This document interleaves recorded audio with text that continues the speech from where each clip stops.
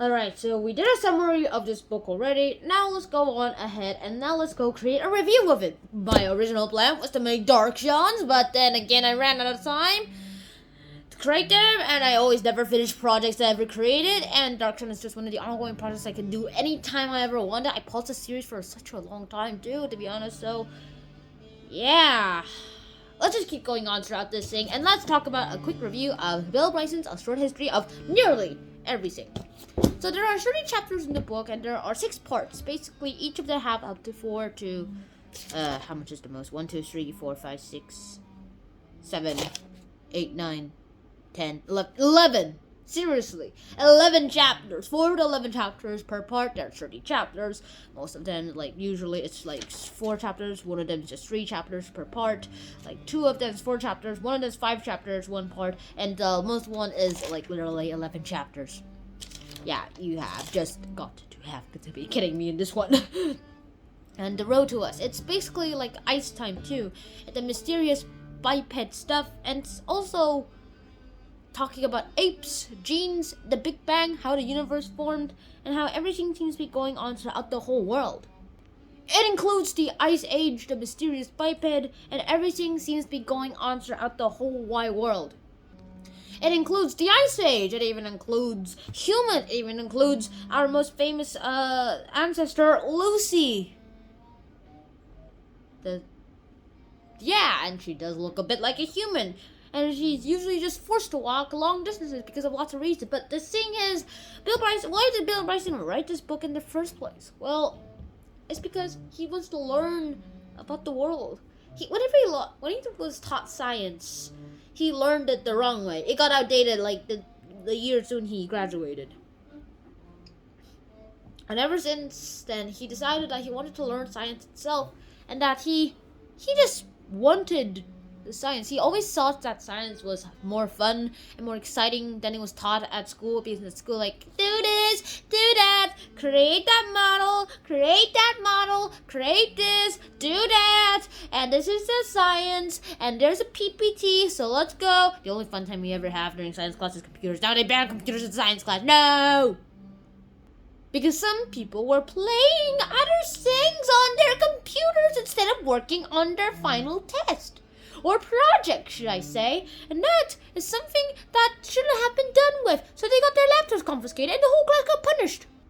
It's basically just a goodbye for this guy too. I mean,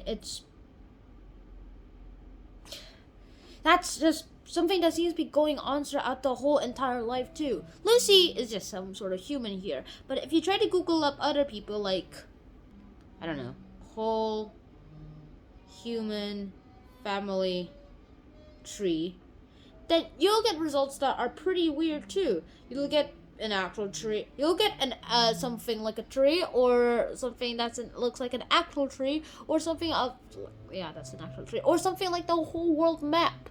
And it's not even really clear on my phone too. It's pretty weird, and it's just that I don't really like this map too, because it doesn't even show humans too.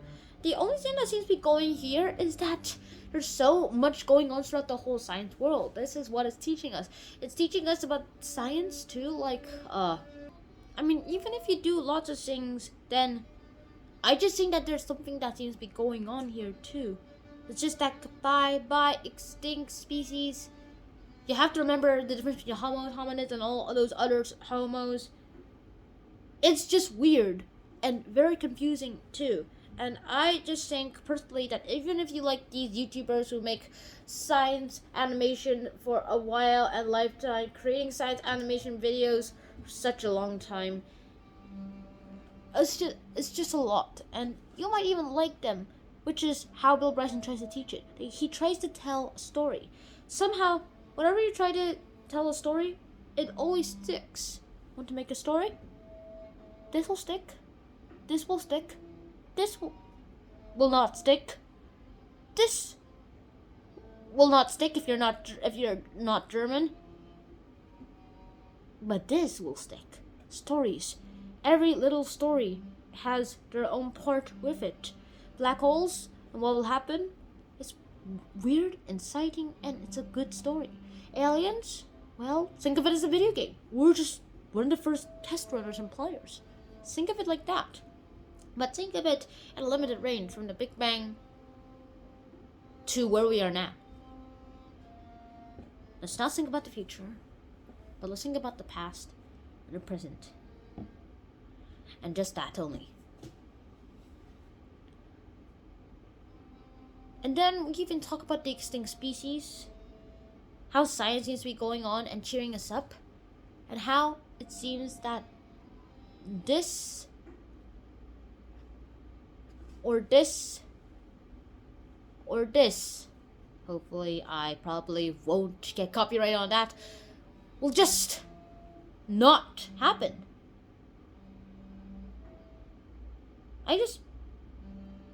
Who wouldn't like a story? That's how most people learn. Whenever, like, our way of studying, the way that you drill information to you, learn that, repeat until it sticks to your mind, that is not going to work. Unless you actually like the topic itself and the way it's taught. But stories, that will stick.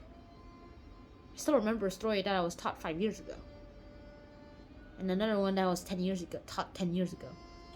And I was 2 at the time. So, yeah, there goes the book itself. Why you should read this book and what the book's purpose is. So, why should you read this book?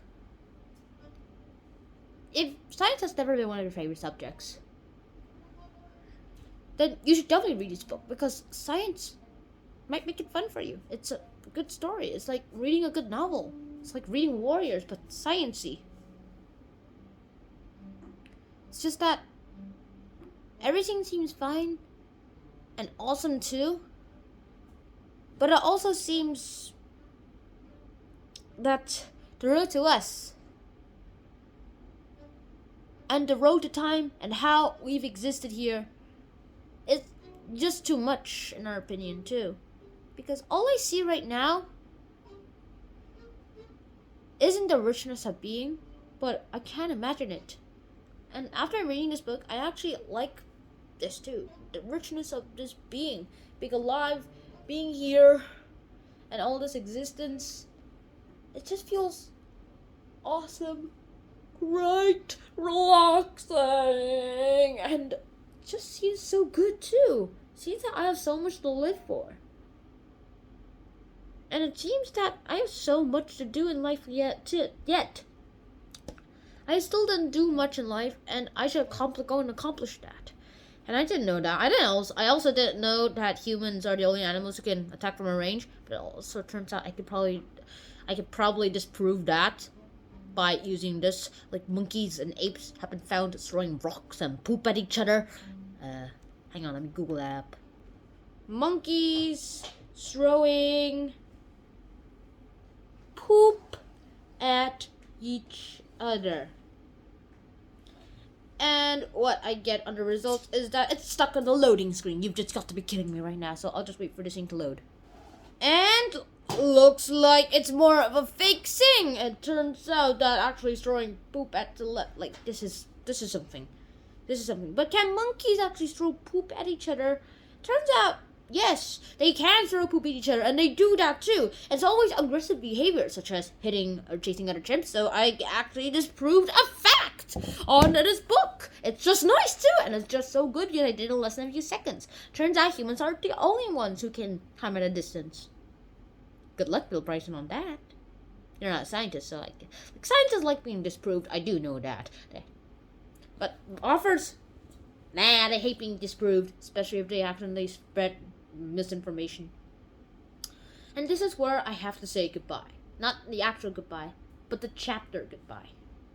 Here, I guess it also talks about extinct species and how people try to study them, but all they have left now are organisms. I don't really feel good about that too. I mean, humans will be one of the few extinct species in the world later on. And how do you feel about that? What about future humans? What will they do with us carcasses? Will they ever find this video and say, how stupid video? It only got 1,000 views compared to this 16 billion view video. Yeah, there's probably going to be a billion view video. There's going to be a 12 billion view video eventually, I'm pretty sure.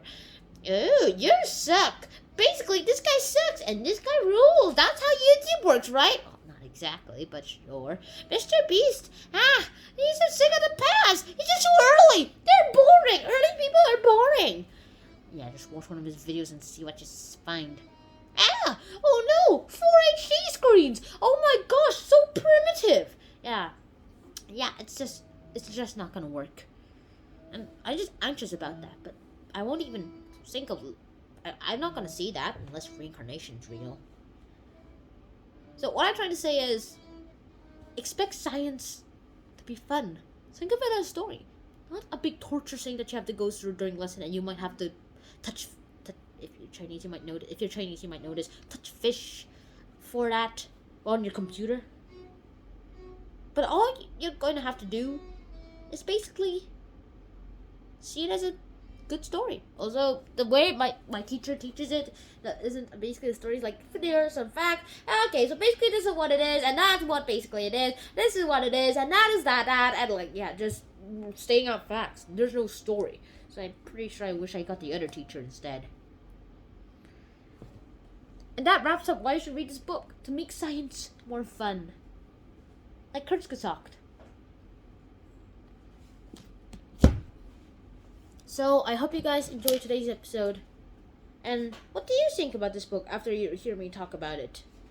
Tell me in the comments below. And even if we go find a poop battle going on in the middle of a fight, well, that will be a strange experience.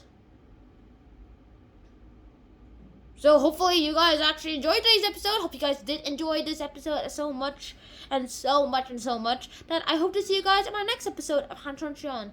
And until then, I hope to see you guys then. So till next time, Shan out, peace. Please read the book. It's so fun. I gave a gaming time for this. Bye guys, Shan out, peace.